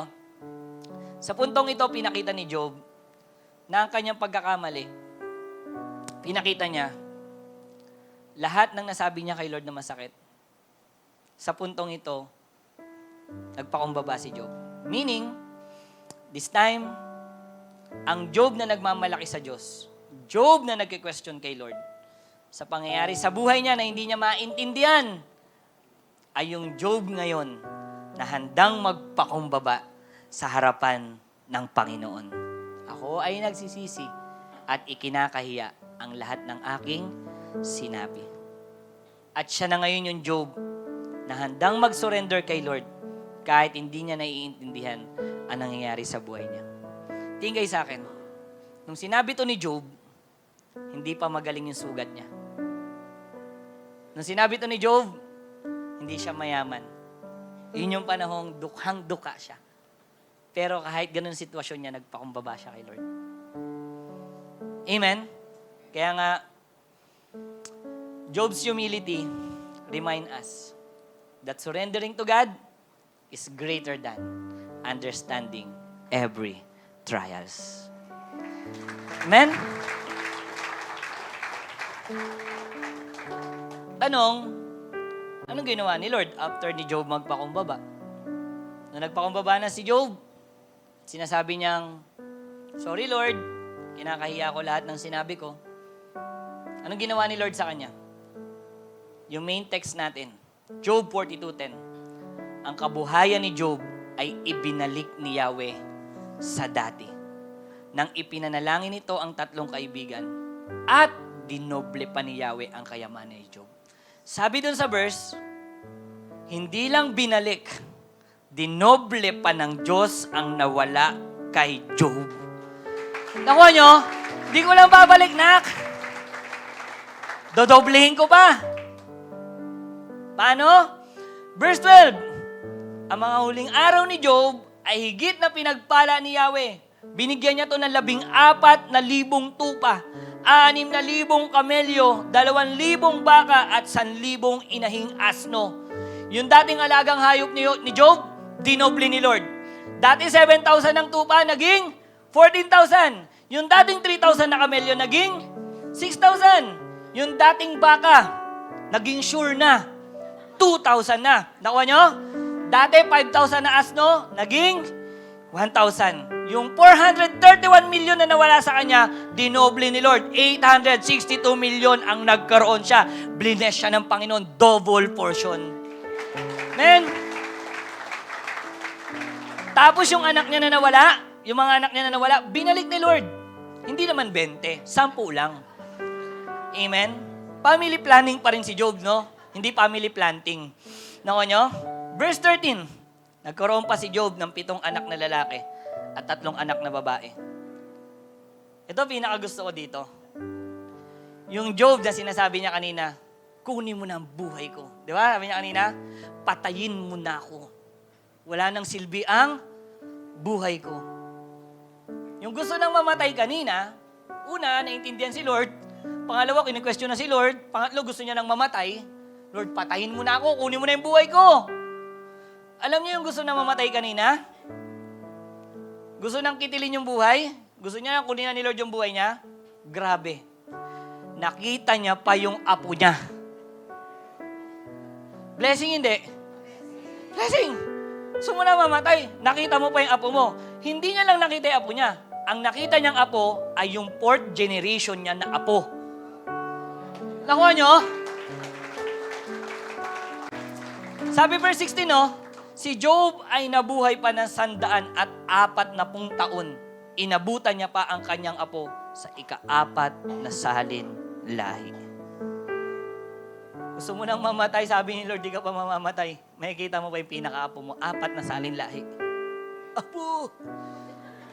Ano ba yun? Nangyari ito lahat sa buhay ni Job na nag-start siya magpakumbaba kay Lord. Amen? Nag-start siya mag-humble, di niya maintindihan, kini-question niya si Lord, pero dumating sa time nagpakumbaba siya. Kaya tingin po kayo lahat sa akin. Kaya pinapakita din dito na ano man ang sumira sa atin, na storms ng buhay natin, bagyo ng pagsubok, bagyo ng kasalanan na tayo ang nag-allow, but once na naging humble tayo at lumapit sa Diyos, kayang-kaya tayong i-restore ni Lord. Amen po ba? At sa kalooban ng Panginoon, kaya rin tayong pagpalain ni Lord ng double portion. Amen po ba? Sige, palakpakan natin si Lord. Alam niyo po, sobrang blessed natin. Sabi mo sa katabi mo, sobrang blessed mo. Sabi mo sa katabi mo sa kabila, mahal na mahal ka ni Lord. Alam niyo kung bakit? Kasi sa katotohanan, sa buhay natin, kaya ako nasabing sobrang blessed natin at mahal na mahal tayo ni Lord. Kasi sa katotohanan ng buhay natin, meron talaga tayong storm sa buhay natin. Yung storm ng buhay natin ay hindi po storms of water, but storms of fire. Na lahat tayo ay nagkasala at pupunta tayo ng impyerno. Pero may Panginoong Yesus na namatay sa atin. Na binuhusan niya ng dugo yung apoy. Kuha nyo? Yung storm na yun, ano nag-i-storm? Yung dugo niya. Nakuha nyo? Para tupukin yung apoy na yun. At kung sino man na mananampalataya kay Lord, at tatanggapin siya bilang Panginoon at tagapagligtas, mamumuhay sa Kanya, hindi na mamumuhay sa kasalanan. Yung storm of fire na yun, ay hindi mo mararanasan. Amen po ba? At ano mararanasan mo? Inheritance sa langit. Mas matindi pa sa double portion. Amen? Nakuha po natin. Ganun tayo kamahal ng Panginoon. Kaya church, bilang application sa ating lahat, tatayo tayo. Ito po gusto ko sabihin sa inyo. Sino dito may pagsubok ka sa buhay? Sino dito dumaan ka sa matinding pagsubok ng buhay mo? And I pray, I rebuke, at hindi ko rin naman mapipigilan to. Dadaan at dadaan tayo sa matinding pagsubok ng buhay natin. Amen? May mga storm pa na darating sa buhay natin. Amen po ba? Pero ito gusto ko sabihin sa'yo. Challenge ko sa ito. Baunin mo bago ka pumikit. In times of storm, humility to God is the best position. Amen? In time of storm, may pagsubok ka, but humility to God is the best position. Habang nakapikit tayong lahat, come on, close your eyes. Hallelujah. Woo! Hindi ko alam anong pinagdadaanan ng bawat isa sa atin ngayon. Baka kagaya ni Job, hindi man ketong ang sakit natin. Pero meron tayong hurts. Hindi man ketong, hindi ka man nawalan, pero baka ang pinagdadaanan mo ay hurts. Na sobrang nagpapashiken ng faith mo ngayon. Or maybe because, dahil like Job, may pinagdadaanan ka, maybe naki-question mo si Lord. Naki-question natin si Lord sa pinagdadaanan natin. Maybe kagaya ni Job, ang hurts mo ay naiwanan ka din ng mahal mo sa buhay. Nasaktan ka, may betrayal, may trauma, may abuse, may repeated failure, paulit-ulit na pagkatalo. Na tinatanong mo kay Lord, Lord, ba't ko dinanas to? Nananampalataya naman ako sa'yo, Lord. Active naman ako sa'yo. Okay naman yung relasyon ko sa'yo. Pero Lord, bakit ko dinadanas to? Like Job, okay kayo ni Lord. Pero bakit mo pinagdadaanan yan? At natatanong mo si Lord, God, sakit. Di ko maintindihan. Nawalan ako. Nalugi ako. Hindi ako okay. May sakit ako physically ngayon. Nagpa-check up ako, may sakit ako. Bakit ko dinadanas to, Lord? At natatanong mo si Lord doon. So sabihin sa'yo, kung kini-question mo si Lord ngayon, tinatanong mo siya, so sabihin sa'yo, bakit di mo palitan yung pagki-question mo ng pagpapakumbaba sa harapan ng Panginoon?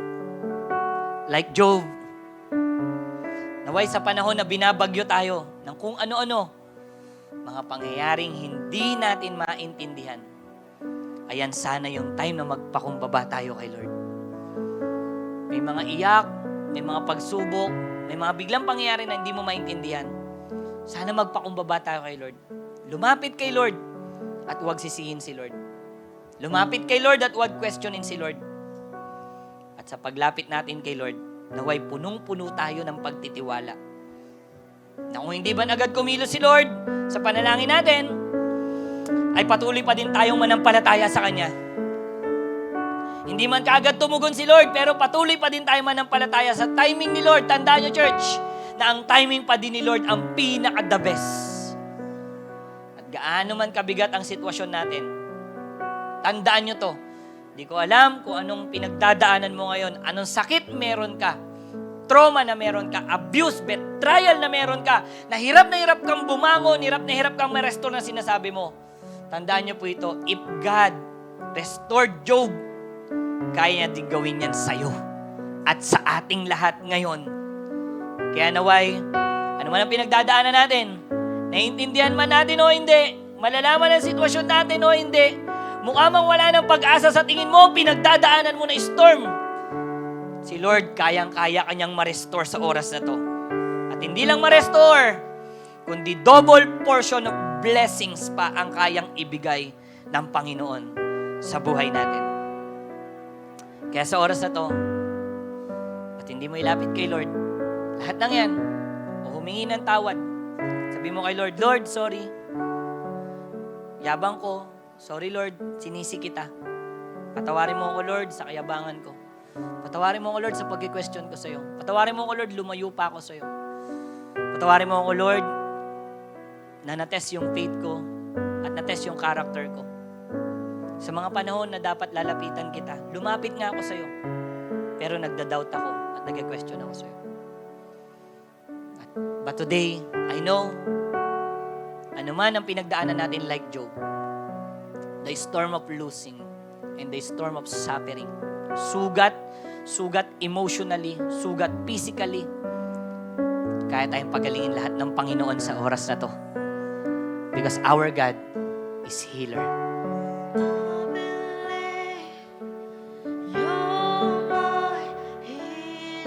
Believe na anumang sugat yan,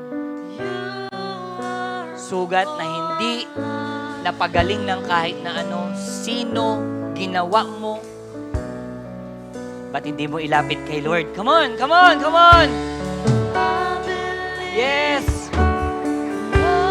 Sugat, trauma, na pag mag-isa mo, iniiyak mo. Pangyayari, na pinagdadaanan mo ngayon, na hirap kang bumangon. Bakit hindi ka magpagaling kay Lord ngayon? Come on! Because our God is our healer and our portion. Kaya today, church, come on, raise up your hand at ibigay mo kay Lord yung pinagdadaanan mo, yung bigat na meron ka, yung sakit na meron ka. Pwedeng bata ka pa lang, nandiyan na yan. Kapag naaalala mo, nahihirapan ka. Pwedeng may pinagdadaanan ka na hindi mo makita, marerestore pa, maayos pa, makakabalik ka pa, magiging okay ka pa ba? Walang imposible kay Lord because our God is healer. Our God is our portion. Come on! Come on! Come on! Come on! Oh! Yes, Lord! Yes, Lord! Come on! With Jesus, you're all.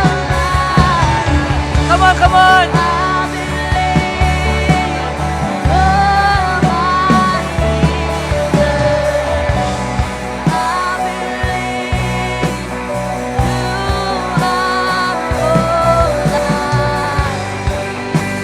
You are all I need, Lord. I believe. Come on. Marami ka ng tinakbuhan. Marami ka nilapitan. Marami kang ginawa. Na imbis maayos ka, baka ikinasira pa ng buhay mo.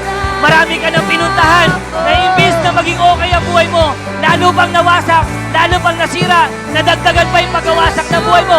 Right now, lumapit ka sa totoong magpapagaling sa'yo. Lumapit ka sa totoong mag-aayos ng buhay mo at magre-restore ng buhay mo. Walang iba kundi ang ating Panginoon.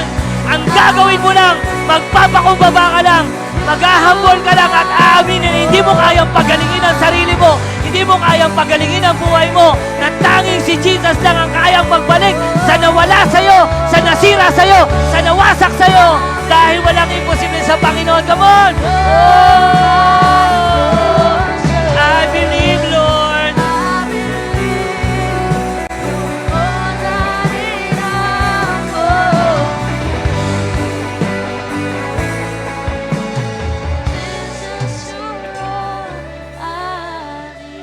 Alam ko hindi madali. Alam ko mahirap. Alam ko nasaktan ka. Hindi madaling magpagaling ng trauma, ng abuse. Naiintindihan ko kung sinasabi mo sa oras na to na mahirap na mabalik yung dati. But the question is, may mahirap ba kay Lord? May imposible ba sa Panginoon? Right now, nasa tamang position ka. Nasa harapan ka ni Lord. Nasa church ka. Ang kausap mo ay ang Panginoon. May nag-invite sa'yo dito o dinala mo ang sarili mo dito. This time, di ko alam pinagdadaanan mo. Gaano kabigat, gaano kahirap, gaano kasakit. At ikaw lang ang nagsasabi. Sa sinasabi mo sa sarili mo, di na ako makakabalik dyan. Di na ako babalik sa dating meron ako. Hindi na ako makakabalik sa dating ministry na meron ako. Sa dating pagkatawag ni Lord sa akin. Sinasabi mo na hindi na ako maayos kagaya ng dati. Pagkatao ko. But right now, gusto ko sabihin sa'yo, walang imposible sa Panginoon. At kung ikaw, first time mo dito, Sabi mo sa sarili mo, Pastor, gusto ko pong maranasan yan. Ayoko pong maranasan yung storm of fire. Gusto ko maranasan yung kilos ng Panginoon sa buhay ko. Right now, kung sinasabi mo yon, ba't hindi mo tanggapin si Jesus sa buhay mo bilang Panginoon at tagapagligtas ng buhay mo? Kung first time mo dito, ba't di mo siya papasukin sa buhay mo bilang Lord and Savior? At kung first time mo dito, at sinasabi mo sa sarili mo, first time mo, sinasabi mo sa sarili mo, naniniwala ka na si Jesus lang ang kayang mag-restore sa'yo. Ba't di mo ko sundan sa padalangin na to as if ang kausap mo si Jesus? Pwede mo ba sabihin kung first time mo dito, sabi mo, Panginoon, maraming salamat po. Sige, sabi mo kay Lord, sinabatid ko na hindi ko kayang iligtas ang aking sarili. At hindi ko kayang i-restore ang aking sarili. Kaya po, Panginoong Yesus, naniniwala po ako na ang kamatayan mo sa krus ang nagligtas sa akin. Kaya pinapapasok kita sa buhay ko bilang Panginoon at tagapagligtas ng buhay ko. At lahat tayo ngayon, anuman ang sakit, hirap, at dinurog tayo na matagal natin pinagdadaanan at binaon sa sarili natin na hindi ka nagagaling, hindi ka na maaayos, wala na mangyayari sa'yo, hanggang dyan ka na lang na sinabi ng demonyo sa'yo, na sinabi ng mundo sa'yo, hindi ka na marirestore. But right now, walang imposible sa Panginoon. Taas mo ang kamay mo at manampalataya ka, come on. Because nothing is impossible to God. Believe, church, come on. Pwede ba yung mas mataas pa? Taas mo ba? And declare the song at tuldukan mo na lahat ng pagkawasak ng demonyo. It's time na i-restore tayo lahat ni Lord. Ito yung time na tapos ang magpapahirap ng demonyo.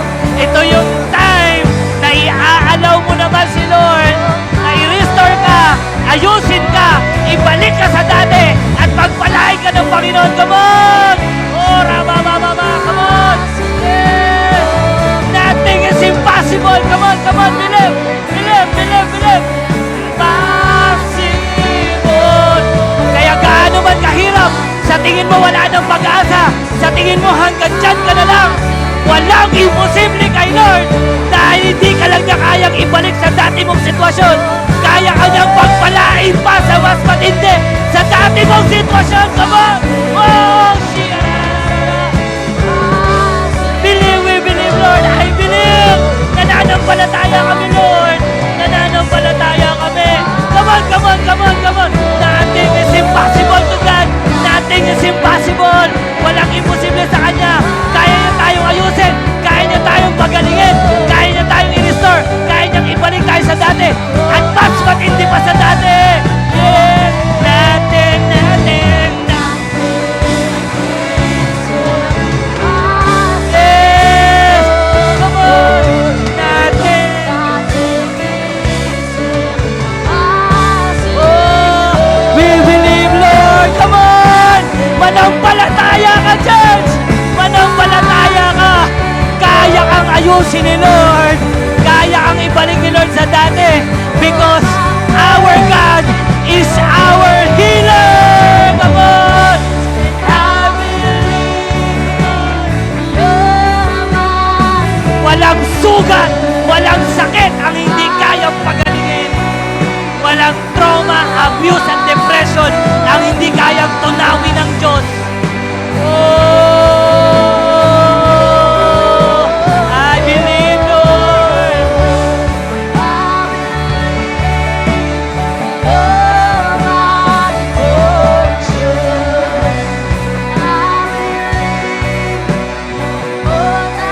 Come on, come on, come on. Come on, declare the song as your prayer. Come on, gawin mo panalangin tong kanta to. Ano man ang pinagdadaanan mo, ano man ang nararanasan mo, our God is our healer. Come on, shout and sing. Shout and sing, Lord. You're my healer. Yes, come on.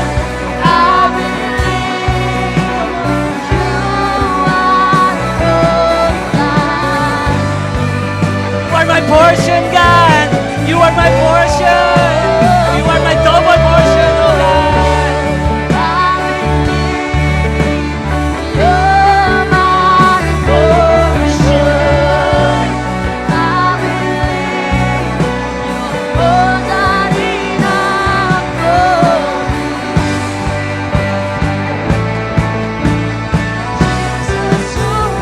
Come on, raise up your hands to God. Come on, declare and shout.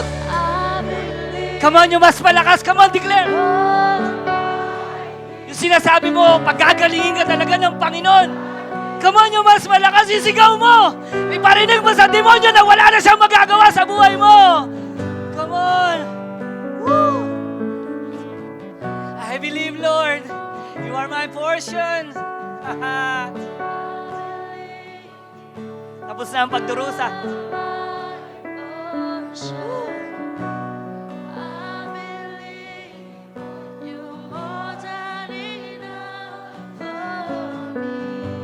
Jesus, sino kailangan mo? Come on, sing it again. I believe, come on. And I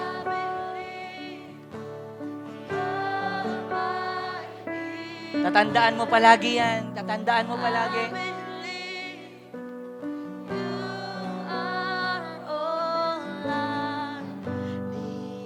You're all I need, God. You are my portion.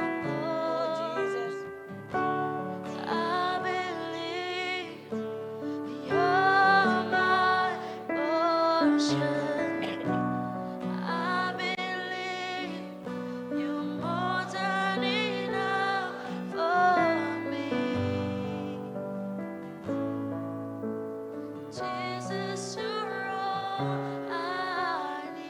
Right now, we're praying. Sino mo may karamdaman dito physical? I pray na i-touch ka ni Lord right now. Woo! Pagalingin ka ng Panginoon. Come on, receive it. God, I pray, sino mo may karamdaman dito physical? Hindi ko alam kung gaano katagal. Nilumpo siya nito. At yung sakit na to, Panginoon, sinabi niyang di na siya gagaling. Maybe, Lord, ito yung dahilan ng paghihirap niya. Dahilan kung bakit nabago ang character niya. But right now, God, anumang sakit yan. Physically, I rebuke in Jesus' name. Kagalingan dumaloy sa pangalan ng Panginoong Yesus. Anumang trauma, abuse, betrayal, emotional wounds, right now, nasaktan ka, repeated failure, sinabi mo, di mo na kaya, wala na kwenta yung buhay mo, ganyan ka na lang. Kasi sabi rin ng demonyo sa'yo, na napakinggan mo. That's why, kahit ang dami opportunity sa buhay mo, di mo makitang mag-grow ka. Right now, anumang sakit yan. I pray for God's comfort, healing, new heart, new mind, wisdom, ang ibuhos sa iyo at sa atin ng Panginoon. God, dalangin ko po, lahat ng yon, God, pagalingin mo po. Dahil naniniwala ako, Lord, pag gumaling kami physically, emotionally, and spiritually, Lord, magiging testimony rin ang buhay namin. Di man masusulat sa Bible, Lord, pero like Job, magagamit mo sa ikatataas ng pangalan mo, Panginoon. God, thank you for your word. Thank you for healing. I receive, God. Salamat, Panginoon. May message sa buhay namin na gaano man kabigat, gaano man kahirap, Panginoon. Kayang-kaya mo kaming pagalingin, ayusin. Pero pinaka-the best, Lord, na naayos yung relationship namin sa'yo. Right now, God, yung faith namin naayos sa'yo, Panginoon. Yun lang, Lord, the best na. Yung makilala ka namin, alam namin na may Diyos na nandiyan dyan sa amin sa lahat ng pagsubok. Alam namin na may Diyos na nandiyan dyan sa amin na kaya kaming pagalingin, i-restore, ibalik, at pagpalain, Lord. Sa pinakamatinding pagdadaanan namin, kaya mo kami, Lord God, palagpasin doon at mabago ang buhay namin at mabalik. That's why, God, thank you. Thank you, Lord. Kaya po, Panginoon, patuloy kami mananampalataya, kakapit, lalapit, at sasamba sa iyo sa lahat ng pagkakataon. Maraming salamat po. Sa iyo po lahat ng papuri, sa iyo po lahat ng pagsabay. Ito po kami nalangin sa dakilang pangalan namin, Panginoon Jesus. Amen, amen, amen. Come on, clap your hands to God. Lahat ng pinagaling ng Panginoon. Come on. Come on, let us celebrate. Hallelujah. Let's sing this victory song to the Lord sa lahat ng na-bless at nagpala. Sa mga gusto mong kumabot ng kanilang present offering or even first fruit, pwede po tayong lumapit sa harapan. Meron po tayong basket. Come on, we sing. Whoa.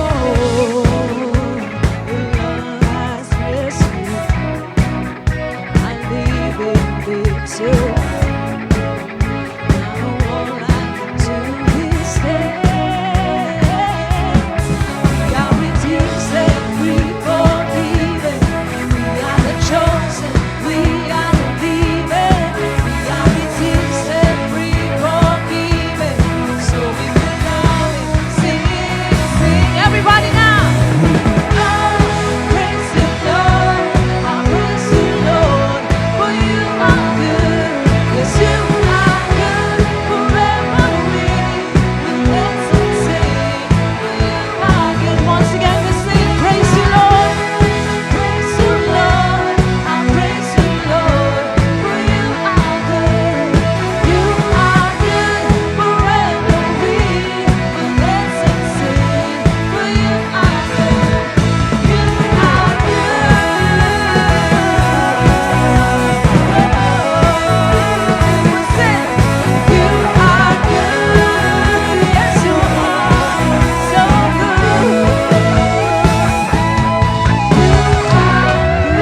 Amen! Hallelujah! The best clap offering to God! Bless mo ba tayo? Sabi mo sa katabi mo, pinagaling ka ni Lord. Sabi mo sa katabi mo, ni-restore ka ni Lord. At pagpapalain tayo ng Panginoon. Amen po ba? Amen. Taas natin yung kamay natin. Pasalamatan natin si Lord. God, thank you for your word. I know, God, bless mo kami, pinagaling mo kami. Una mong ginawa, Lord, inayos mo muna yung lalagyan ng pagpapala. Kami yun, Lord. Butas kami kanina, wasak kami. Bago mo ibuhos yung double portion, Lord, pinagaling mo muna kami. Inayos ang aming pananampalataya, character. At prepare mo kami, Lord, sa mga pwedeng masasakit, mawala. Hindi namin mapipigilan na mawalan ng minamahal. Hindi may iwasan sa amin yun. Naiiyak kami someday. Matetest kami financially. Pero natutunan namin ngayon, Lord, na bakit pa kami mag-question, masishaken. Kaya mo naman agad palang ayusin sa buhay namin yun. Kaya kung nandoon man kami sa panahon na yun, mabilis man o matagal, pero Lord, yung faith namin ay laging naka-firm lang sa'yo. Hallelujah. Salamat, Panginoon. Pinagaling mo rin kami. Inayos. Binigyan ng perspective. Bagong word. And hindi naman kami, Lord God, siguro kasing tindi yung pinagdaanan namin sa buhay ni Job. Kaya kung siya, Lord, na-restore mo, at hindi mo lang siya ni-restore, talagang pinagpala mo siya. Kami rin, Panginoon. I receive, Lord. Come on, say, I receive. Hallelujah. Sa oras na to, sa pag-uwi natin, receive mo ang blessing ng Panginoon. The Lord bless you and keep you. The Lord make His face shine upon you and be gracious to you. The Lord turn His face toward you and give you peace. Come on. Maraming salamat po. Ito aming dalangin sa dakilang pangalan ng aming Panginoong Yesus. Amen, amen, amen, amen. Palakpakan natin si Lord. Ingat po sa pag-uwi. God bless po sa bawat isa sa atin. Magkamayan po tayo.